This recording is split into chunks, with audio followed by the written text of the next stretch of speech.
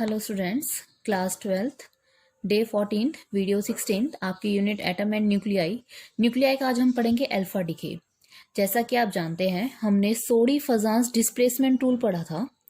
उसमें हम पढ़कर आ चुके हैं कि अल्फा डिके और बीटा डिके और गामा डिके क्या होता है। अब हम इसे ब्रीफ में पढ़ेंगे।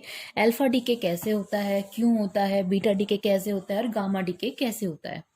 देखिए, सबसे पहले अगर मैं कहूं XZA, ये कोई भी एक न्यूक्लियाई है। ये न्यूक्लियाई डीके होता है और डीके होने के बाद एक अल्फा पार्टिकल निकलता है। अब बात आती है ये अल्फा पार्टिकल होते क्या हैं। अल्फा डीके क्या होते हैं, एक ऐसा न्यूक्लियस होता है अल्फा पार्टिकल जिसके अंदर 2 प्रोटॉन और 2 न्यूट्रॉन होते हैं। ठीक है, 2 प्रोटॉन और 2 न्यूट्रॉन का मतलब हो गया 2 और 2 4। तो क्योंकि प्रोटॉन और न्यूट्रॉन का मास क्या होता है, आपका एटॉमिक मास होता है। तो ऐसा जिसका 2 प्रोटॉन यानी कि चार्ज उस पर कितना हो 2, 2 और 2 4, मास कितना हो 4। तो ऐसा कौन है, हीलियम 24। तो आप क्या कह सकते हो, अल्फा पार्टिकल का जो न्यूक्लियस होता है वो कौन होता है, alpha particle is helium nucleus. Helium nucleus होता है, यानी कि इसका जो मास होता है वो 4 AMU होता है और जो इस पे चार्ज होता है वो कितना होता है +2E। ये देखो ना, 2 +2E और मास कितना हो गया 4 AMU। और आपको पता है प्रोटॉन और न्यूट्रॉन इलेक्ट्रॉन पे चार्ज क्या होता है इक्वल, तो इसलिए मैंने क्या रख दिया +2E। ठीक है, अगर यहां से एक अल्फा पार्टिकल निकला यानी कि हीलियम 24 निकला, according to the conservation of atomic mass and atomic number, अगर ये Z है ये 2 है तो यहाँ पे जो निकलेगा ये क्या निकलेगा Z-2। So that Z-2 + 2 becomes Z। And ये 4 है ये A है तो ये क्या होगा A-4। A-4 + 4 becomes A। Clear. ठीक है, तो यहां से देखो एटॉमिक मास भी कंजर्व है आपका और यहां से आपका एटॉमिक चार्ज भी कंजर्व है। ठीक है, तो क्या लिख दूं मैं, ये जो ये लिख सकती हूं sum of atomic number, sum of atomic number and sum of mass number on both sides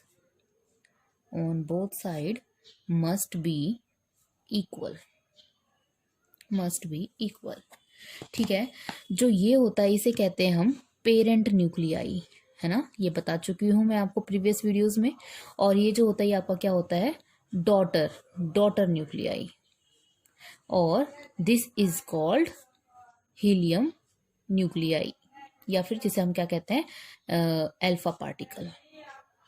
ठीक है, अब बात ये आती है कि कौन से पार्टिकल्स, कौन से न्यूक्लियाई आपका अल्फा डिके शो करते हैं। देखिए, आपने स्टेबिलिटी कर्व पढ़ा है। ठीक है, इधर होता है आपका न्यूट्रॉन और इधर होते हैं आपके प्रोटॉन्स। ठीक है, आपने पढ़ा है जैसे ये एक आपका स्टेबिलिटी कर्व था कुछ इस तरीके से। ये वाली जो लाइन थी वो थी आपकी N = Z, number of protons = number of neutrons. ये नंबर ऑफ प्रोटॉन या Z कहो, number of neutrons capital N लिख लीजिए। चलो ठीक है, तो यहाँ पे इस तरह का एक ये आया था वैल्यू ऑफ रीजन। ठीक है, यहाँ पे जो पार्टिकल स्टेबिलिटी कर्व के नीचे होते हैं, जैसे एक एग्जांपल के साथ करते हैं, यूरेनियम 92-238 डिके हुआ। जब यूरेनियम 92-238 डिके होता है, जब इसमें से अल्फा पार्टिकल निकलता है तो 2 तो निकल गए, 92 - 2 तो क्या बचा 90, 238 - 4 क्या बचा 234। ऐसा कौन सा न्यूक्लियाई होता है जिसका एटॉमिक नंबर 90 होता है, वो होता है थोरियम। TH का मतलब है यहाँ 90 234, इट इज अ थोरियम।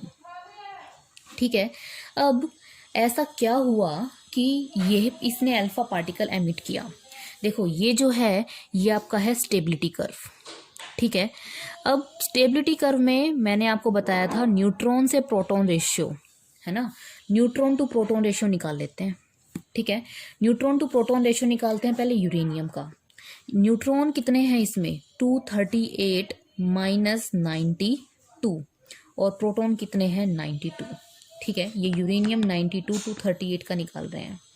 ठीक है, जब ऐसा आप निकालोगे तब आप यहाँ देखो 238 माइनस 92, तो 238 माइनस 92 कितना हुआ 146 अपॉन 92, करीबन करीब आता है 1.58। ठीक है, जब आप थोरियम 234 को सॉल्व करते हो तो इसका न्यूट्रॉन टू प्रोटॉन रेशियो निकालोगे तो कैसे निकलेगा 234 माइनस 90 अपॉन 90, तो 234 माइनस 90 करोगे तो आ जाएगा 144 अपॉन 90 और इसको सॉल्व करोगे तो 1.6। इधर देखिए, इसका मतलब यूरेनियम का न्यूट्रॉन टू प्रोटॉन रेशियो क्या है 1.58 है और थोरियम का न्यूट्रॉन टू प्रोटॉन रेशियो क्या है 1.6। यानी कि ये वाले जो पार्टिकल होते हैं, यानी कि इनका न्यूट्रॉन टू प्रोटॉन रेशियो क्या होता है, कम होता है ना। और ऐसा करने के बाद उनका न्यूट्रॉन टू प्रोटॉन रेशियो बढ़ जाता है। ठीक है, और इसने क्या किया था, 2 प्रोटॉन निकाल दिए थे, उसके बाद न्यूट्रॉन टू प्रोटॉन रेशियो बढ़ा। यानी कि जो इस वाले कर्व में पार्टिकल आते हैं वो आपके अल्फा पार्टिकल एमिट करते हैं, अल्फा पार्टिकल एमिटर होते हैं। और एक हम पढ़ेंगे बीटा पॉजिटिव, जो स्टेबिलिटी कर्व के नीचे आते हैं, जो इधर वाले हैं, जो अपने आप को स्टेबल फील नहीं करते, तो वो क्या करते हैं, अल्फा पार्टिकल और बीटा पार्टिकल को एमिट करते हैं। इसका मतलब ये हुआ कि जैसे अब जब न्यूट्रॉन टू प्रोटॉन रेशियो निकलता है, इसका मतलब हुआ जब भी अल्फा पार्टिकल निकलेंगे तो उसका न्यूट्रॉन टू प्रोटॉन रेशियो बढ़ जाएगा, क्योंकि यूरेनियम 92-238 का न्यूट्रॉन टू प्रोटॉन रेशियो आया 1.58 और जब इसने हीलियम निकाला उसके बाद बना थोरियम 92-34 तो उसका न्यूट्रॉन टू प्रोटॉन रेशियो आया 1.6। ठीक है, तो इसने क्या किया, न्यूट्रॉन टू प्रोटॉन रेशियो कम होता है और ऐसा करने पे न्यूट्रॉन टू प्रोटॉन रेशियो बढ़ जाता है। सिर्फ इतना ही नहीं होता, उसके साथ एक एक्सेस अमाउंट में एनर्जी भी निकलती है। क्यों? देखिए, जैसे आपकी जनरल रिएक्शन होती है XZA, अल्फा पार्टिकल निकला हीलियम-24, उसके बाद एक निकला Z-2A-4, उसके साथ निकलती है एक्सेस अमाउंट ऑफ हीट। जो ये आपकी एनर्जी निकलती है उसको निकालने का फॉर्मूला क्या होता है, ये एनर्जी आई कहाँ से, ये एनर्जी आती है कहाँ से, मास डिफेक्ट से। ठीक है, अब वो मास डिफेक्ट कैसे निकालेंगे आप, देखो कैसे निकालते हैं मास डिफेक्ट। मास डिफेक्ट आप निकालेंगे यहाँ से यहाँ जब जाते हैं, मतलब यहाँ से जब यहाँ पेरेंट से जब डॉटर निकलता है तो कुछ ना कुछ मास लूज हो जाता है, तो वो मास किस में कन्वर्ट हो जाता है, एनर्जी में कन्वर्ट हो जाता है। तो कैसे निकालेंगे, mx के मास में से my का मास प्लस m अल्फा का मास माइनस कर दो, आपके पास मास डिफेक्ट आ जाएगा। ठीक है, अब आपने पढ़ा है जो एनर्जी होती है, energy according to Einstein mass energy relation E equals to delta M into C² होता है। और जो ये सारा आपको मास दिया मिलेगा, ये किस में दिया मिलेगा, AMU में। ठीक है, तो आपकी जो Q आएगी या फिर आपको जो आपकी एनर्जी आएगी वो आप ऐसे लिख सकते हो mx minus my plus m alpha into C²। ठीक है, और आपको पता है C speed of the light होती है, और ये सारा मास आपको दिया किस में मिलेगा, AMU में। ये सारा आपका आएगा AMU में इंटू C², और ये रिलेशन मैं आपको करवा चुकी हूँ, relation between AMU into C² है ना। तो आपके 931 mega electron volt 1 AMU is equals to 931.5 mega electron volt. तो सीधा आप क्या करना, इस एनर्जी को निकालने के लिए, क्या Q को निकालने के लिए डेल्टा M को 931.5 मेगा इलेक्ट्रॉन वोल्ट से मल्टीप्लाई कर देना, आपके पास जो एनर्जी आएगी वो मेगा इलेक्ट्रॉन वोल्ट में आ जाएगी। क्लियर है, यहाँ तक तो ठीक है। अब अल्फा डीके में स्टार्ट करते हैं मोमेंटम कंजर्वेशन। एनर्जी क्यों निकालना हमने सीख लिया। ठीक है, अब देखिए आप कैसे निकालेंगे। अब पढ़ते हैं मोमेंटम कंजर्वेशन। मान लीजिए ये आपका है पेरेंट न्यूक्लियाई XZA, यहाँ से निकला आपका अल्फा पार्टिकल निकला। ठीक है, और कितनी वेलोसिटी के साथ निकला, मान लिया हमने V अल्फा के साथ निकला और इसका मास है m अल्फा। एक निकलेगा आपका डॉटर न्यूक्लियाई, ठीक है, और इसका मास है my और इसकी वेलोसिटी है Vy। एक सेकंड वेलोसिटी के बारे में बताती हूँ। और ये आपका है डॉटर न्यूक्लियाई। ठीक है, अब देखिए जैसे एक पिस्टल होती है, ठीक है, आपने गन फायर की तो बुलेट कहाँ जाती है, आगे। बुलेट कहाँ आती है आपकी, गन कहाँ आती है, पीछे की तरफ, है ना।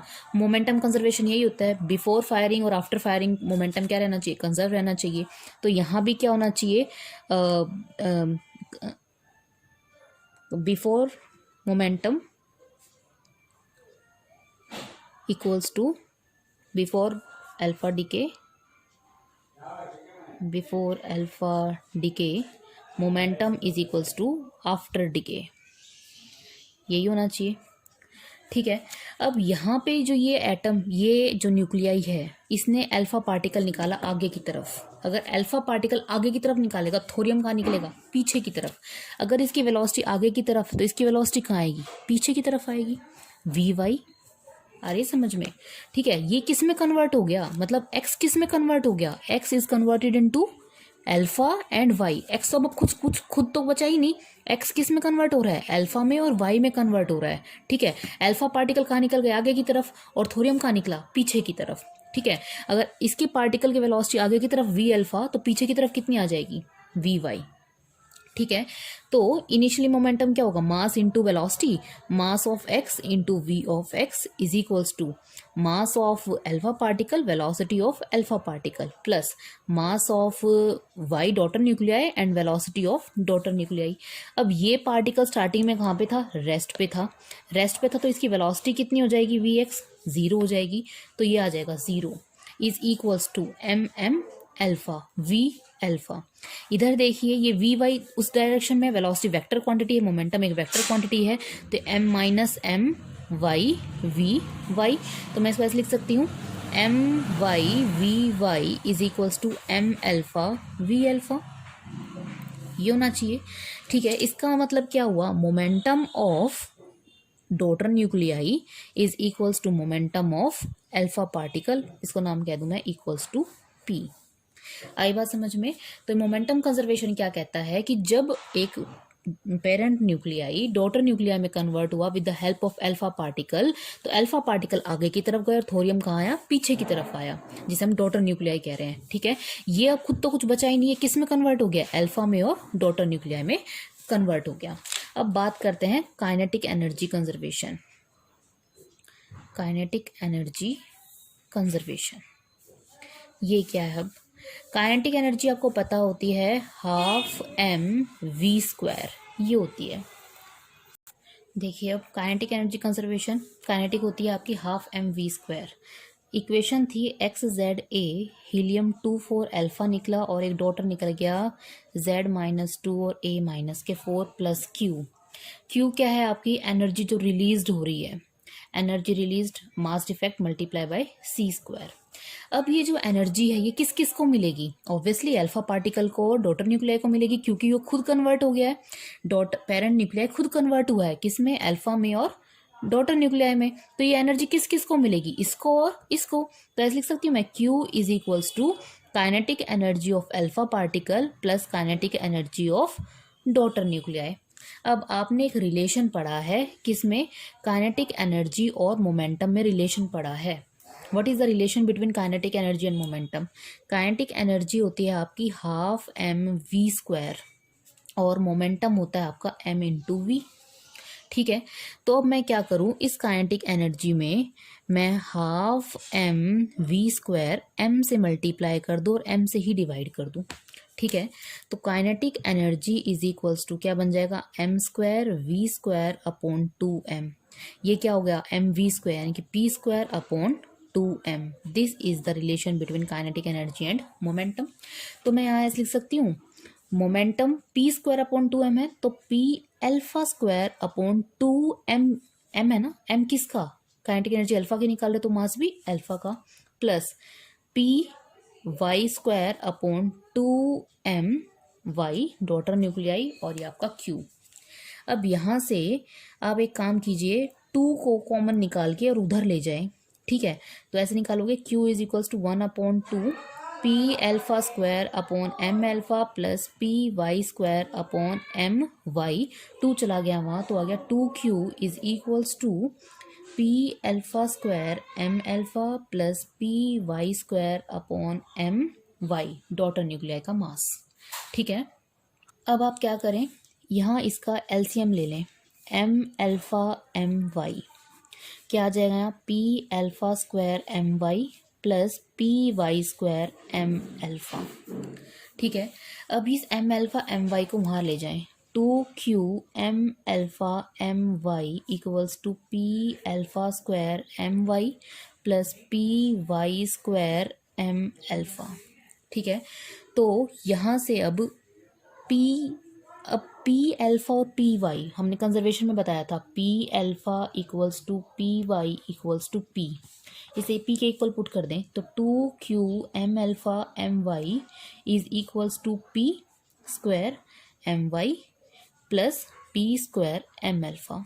यहाँ से पी स्क्वायर कॉमन आ रहा है तो M Y plus M alpha 2q M alpha M Y, तो यहाँ से पी स्क्वायर की वैल्यू आ जाएगी 2q M alpha M Y upon M Y plus M alpha. Clear है यहाँ तक। अब हमें निकालनी है kinetic energy of alpha particle. हमें पता है काइनेटिक एनर्जी होती है पी स्क्वायर बाय 2m। ठीक है, P square alpha by 2m alpha, क्योंकि अल्फा क्या निकालनी है, पी अल्फा स्क्वायर को हम लिख सकती हूँ पी स्क्वायर, क्योंकि आपको पता है पी अल्फा पी वाई और पी आपस में इक्वल है, तो P square upon 2m alpha, यानी कि इस पी स्क्वायर को 2m अल्फा से डिवाइड कर दो, यानी कि 2q m alpha m Y M alpha plus M Y plus M alpha को किसे डिवाइड करना है आपको, मल्टीप्लाई बाय 1/2m अल्फा, 2 से 2 कैंसिल, एम अल्फा से एम अल्फा गया, तो काइनेटिक एनर्जी ऑफ अल्फा किसके इक्वल आ गई, Q m Y upon M Y plus M alpha आ गई। सिमिलरली अगर आपको काइनेटिक एनर्जी ऑफ वाई निकालनी होती तो क्या आ जाता, Q M alpha M Y plus M alpha. Clear है। ठीक है, अब यहाँ से आपके दोनों आ गई, काइनेटिक एनर्जी ऑफ अल्फा भी आ गई और काइनेटिक एनर्जी ऑफ वाई भी आ गई। ठीक है, अब क्वेश्चन ये ज़्यादा आता है आपके पास, कोई आपसे पूछे कि काइनेटिक एनर्जी ऑफ अल्फा ज़्यादा होगी या काइनेटिक एनर्जी ऑफ वाई ज़्यादा होगी, सोचने वाली बात है, किसकी काइनेटिक एनर्जी ज़्यादा होगी। अब देखिए, जो सबसे छोटा पार्टिकल होता है उसकी वेलोसिटी ज़्यादा होती है ना, क्योंकि हल्का पार्टिकल है, ज़्यादा तेज़ी से मूव करेगा। ठीक है, तो अल्फा पार्टिकल की वेलोसिटी क्या आएगी, ज़्यादा आएगी। अब एक न्यूमेरिकल कर लेते हैं इसके ऊपर। क्वेश्चन देखिए student, uranium alpha plus thorium plus energy निकलती है, ये आपको इसका मास दे रखा है, आपको क्यू निकालनी है, काइनेटिक एनर्जी अल्फा और काइनेटिक एनर्जी ऑफ वाई निकालना है। तो कैसे सॉल्व करेंगे, वीडियो को पॉज करके सॉल्व करके देखिए, उसके बाद आंसर देखिएगा। सबसे पहले फर्स्ट पार्ट सॉल्व करते हैं। क्यू होता है आपके पास, मैंने बताया था mass defect multiply by C square, है ना, मास डिफेक्ट यानी कि delta M into C square, और डेल्टा में ऐसे कैसे निकालते हैं, ऐसे निकालते हैं एम यूरेनियम में से मास of alpha plus mass of thorium minus करके और इंटू सी स्क्वायर से मल्टीप्लाई कर दें।